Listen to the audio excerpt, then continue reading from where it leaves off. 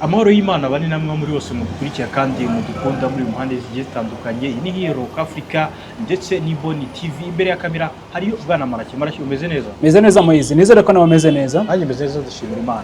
Maraki tudatindiye abadukurikiye reka twinjire mu makuru. Mu minsi ize nibwo icyorezo cya Ebola cyakunze kumenyekana cyane muri Repubulika ya Demokarasi ya Kongo myaka ishize cyongeye kwaduka. Ibihugu byinshi birimo Leta Zunze Ubumwe za Amerika bishyiraho ingamba zikakaye zo kukirinda. U Rwanda rwo rwanafunze umupaka uruhuza na Repubulika ya Demokarasi ya Kongo. Ibi ngibi hakaba n'andi makuru avuga yuko n'Ubugande nabwo bushobora kuba bugiye gufunga umupaka. Yamaze gufungwa bisa no byabayeho bwo wafunzwe. Ubahuza na Repubulika ya Demokarasi ya Kongo. Mu minsi ize nibwo twanabonye inkuru yuko hari umunyamerika umwe wari ku butaka bwa Repubulika ya Demokarasi ya Kongo wanduye Ebola. Amerika y'ubwayo ikanga kumwakira bikarangira yohereje mu Budage. Yego. Akaba n'andi makuru ku mirwano muri Burasirazuba bwa Repubulika ya Demokarasi ya Kongo nayo tugiye gukorwa muri aka kanya yuko Wazalendo ku bufatanye ndetse na FARDC ndetse na coalition yabo bakomeje kugira ibitero bikomeye cyane byari hafi gusatira Rubaya gusa M23 ikora operation ikomeye cyane ibasubiza inyuma ndetse inafata ibice byinshi. Bwana Maraki aya namwe mu makuru tugiye gukorwa muri kiganiro wabikurikiye ngo wabibonye nahoze mbona uko meze nko bivuze waruvuze ku cyane kuri Ebola n'uburyo ikomeje kuba yaba ikibazo gikomeye cyane, ariko kugira ngo mbivugeho neza kugira ngo twibukiranye ko ubushize bakunze gushinja Repubulika ya Demokarasi ya Kongo kugenda bigura intege cyangwa se kugira imbaraga nkeya mu guhashya ibitero ndetse n'indwara zikomeye cyane nk'ibyorezo byabaye muri iyi minsi ishize nyuma y'uko uriya mugabo waruvuze wa Leta Zunze Ubumwe za Amerika warwaye Ebola muri Kongo akangira kujya muri Amerika kugira ngo adakwirakwiza icyorezo cya Ebola. Ikindi Amerika yashyize ingamba nyinshi umuturage wo muri Kongo kuba yajya muri Amerika bisa no bigoye kubera Ebola. Rero icyo kiragihe n'umuryango wa OMS warabivuze.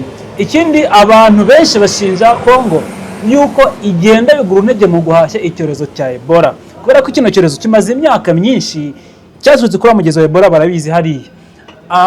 Kuba kimaze imyaka myinshi kuri no butaka kitarandurwa burundu kikarushaho kwaguka gifata intera ikomeye cyane. Niyo mpamvu benshi bavuze ko Leta ya Kongo ifite intege nkeya mu kurandura iki cyorezo ndetse yuko mu guhangana n'ibyorezo cyangwa se mu nzego zabo z'ubuzima ziri wiki cyane cyangwa zigenda gake cyane mu guhashya ibyorezo.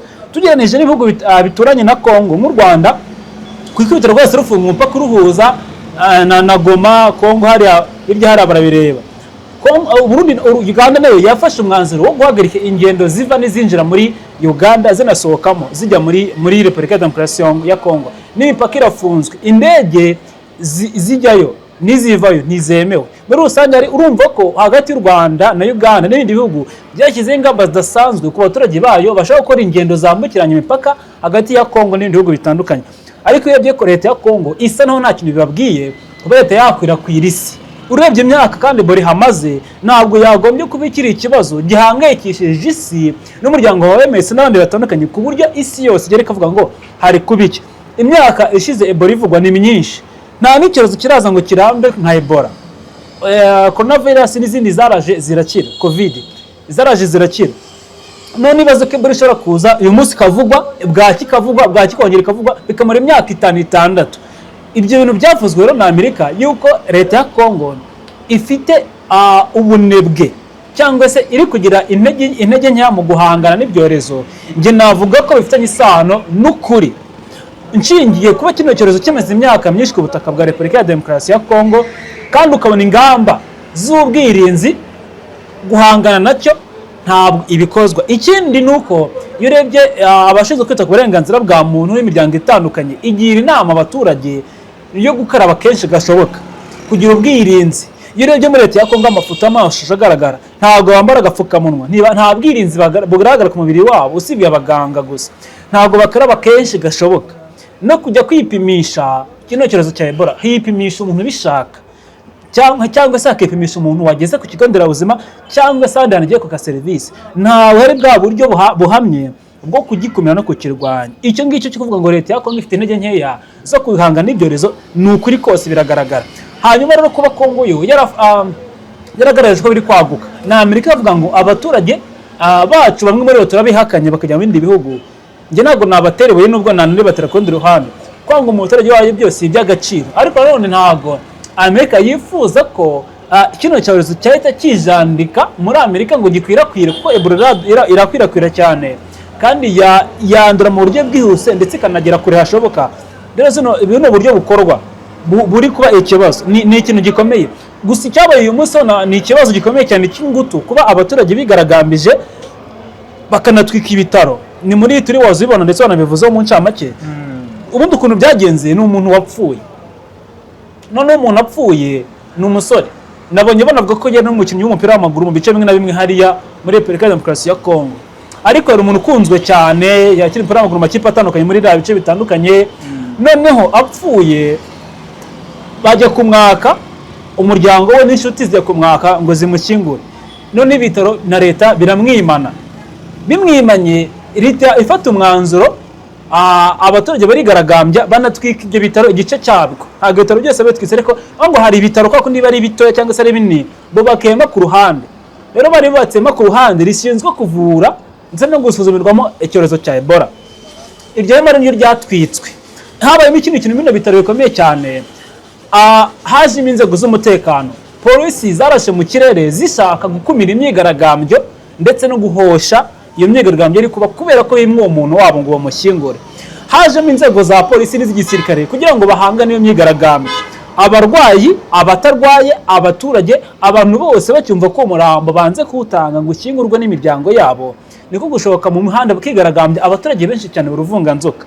Byaba ikintu gikomeye cyane kuri uyu munsi, ariko byerekana cya kintu navuze cyo gucika intege kwa leta no kugaragaza yuko guhanga n'ibyorezo b'ikibazo. Urumva niba abaturage barwaye n'abatarwaye baza aho ngaho biba ikibazo. Ikindi cyavuzwe ni uko uyu muryango w'uyu musore wavuze ko uyu musore ngo yari asanzwe arwaye tifoyide, ngo binakekwa yuko ari tifoyide yamuhitanye, ngo atari Ebola.